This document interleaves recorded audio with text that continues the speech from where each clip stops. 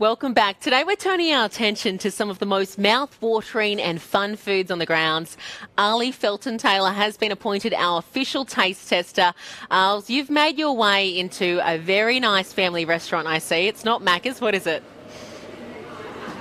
It is, well, I think the tagline is a hog's breath. It's better than no breath at all, Andrea Crothers. And I'm here and I've got in early. As I said, I am a good scout and I've been walking around. This has been the most popular venue by far throughout this week. The lines have been going out the door, and it's not a new venue. This establishment has been part of Beef Australia history. In fact, it's been at the last 7 events. And in charge of the restaurant, which is over the north side of Rocky, for the last 25 years is Darryl Easterman. I've got him right here. Let's find out a bit more about how much he's been turning out this week to the patrons of Beef Australia. Darryl, so good to have you on Beef TV. Yeah, no, thanks. It's good to see everyone around and everyone piling in here and have a chat to everybody, yeah. And you're so busy. I mean, come another probably 40 minutes, it'll be cheek to jowl in here. I mean, it's pretty busy now already. Take me to Monday, though. That was your busiest day? Yeah, Monday was huge, and every year it's huge. Public holiday, so you got all the public in, and then all the people that are involved with beef and the show. So I think we served about 850 people just for lunch on the Monday. Incredible, and I'm told this area has a capacity of 300 people, so he was churning and burning and moving people through. What was the most popular item on your menu? Oh, look, definitely our slow-cooked prime rib steak. It's been slow-cooked for 18 hours for 35 years now this year. Hogsworth's been around, but closely followed by our burgers, yeah. Yeah, we had a good steak burger that I think we sold 400 for lunch. 400 burgers, absolutely incredible, but the steak was number one. That's the thing that people like. We've been asking people, and it is the great debate, how do people like their steak? What have you seen in terms of whether they're ordering medium rare, or well done? You know, it's actually interesting you ask, because there's a perception that country people, sometimes might tend to go on the well done, but it's been medium rares all week. Yeah. So, and it's best medium rare anyway. It's most tender. So, absolutely fascinating, Darryl Easterman. What about numbers?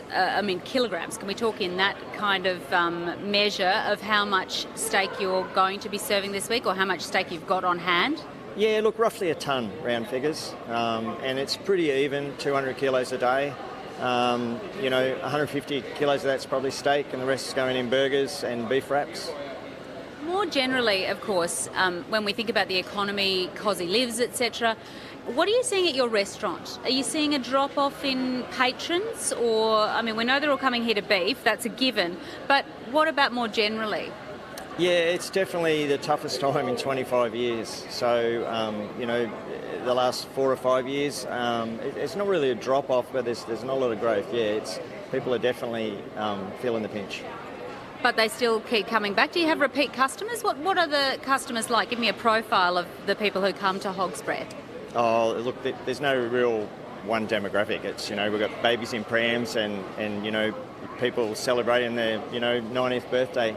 But long-term customers, we've got quite a few, and there's particularly one lady was the third person in line when Hogsworth opened in Rockhampton in 1993, and she's been coming. Her and her husband been coming in for years. Yeah.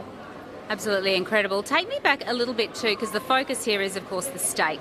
You talked about the special way that Hog's Breath does steak. I know it's probably commercial in confidence, that secret, but can you tell me a bit more about it? Yeah, look, it's cooked at a couple of different temperatures. It's a higher cooking temperature initially, and then we slow cook it at a lower temperature for 18 hours. And after that time period, it's quite a tender product, compared to just a normal rib fillet steak straight on the grill. Guaranteed product. Yeah. Guaranteed tenderness in that sense. Yeah, that's what we guarantee, yeah. You've got a few lovely other things apart from beef that you've been offering. I think there are some pancakes as well. You are having those out ready for some of the patrons for breakfast, is that right? Yeah, just a few add-ons. There's a lot of people here early, and the restaurant doesn't kick in till about 10 o'clock. So coffee, toasted sandwiches, pancakes, muffins. My crew, they go back at night and bake fresh muffins in the oven at the restaurant. We bring them in the morning. There's definitely a breakfast crowd here. And how are your staff faring? I'm a bit lame in the near side hoof. How are you guys going? I think I've got the sorest feet, but they're all complaining about sore feet, yeah. Sore feet, but full bellies here at Beef. Yeah, definitely, yeah. And no sleep. And absolutely no sleep. Thank you so much for your time, Daryl. Thank you. That's Daryl Easterman. He is the franchisee, the owner indeed, for around a quarter of a century of Hog's Breath Cafe. It's based over on the north side of Rockhampton, but it has a venue here and has been here at Beef Australia for the last 7 events. And I tell you what, it is standing room only come lunchtime here. Do you want me to book you a table, Andrea, Lindsay? I'm You off have there time? at 12. Book us in, Als. Lovely. I'll do that for you. Good. We'll catch up again with you soon. It's time now for a property perv to unpack